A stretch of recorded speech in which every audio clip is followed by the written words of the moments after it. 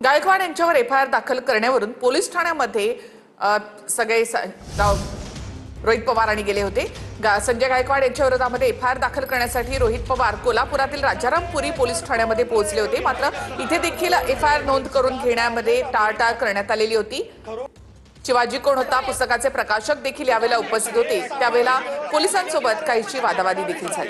संजय गायकवाडच्या घरावर पक्षाच्या वतीने महाराष्ट्र राज्याच्या वतीने आम्ही मोर्चा काढणार आहोत। पुरोगामी संघटना आणि सर्व पुरोगामी संघटना त्यामध्ये दादा तुम्ही नेतृत्व करणार आहात। त्याच्यामुळे आम्ही हे करणार आहे। आज हे सामाजिक स्वास्थ्य 100% बिघडणार आहे। त्याच्यामुळे बघा हे 28 तारखेला मोर्चा तर नक्की आहे।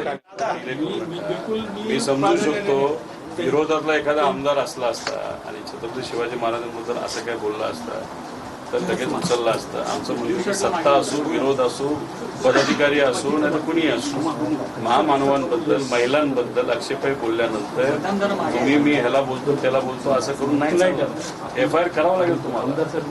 नाही आपण ते काय ते असं नाही एफआयआर दाखल करून घेतो अर्ज दाखल करून घेतलाय असं म्हणताय।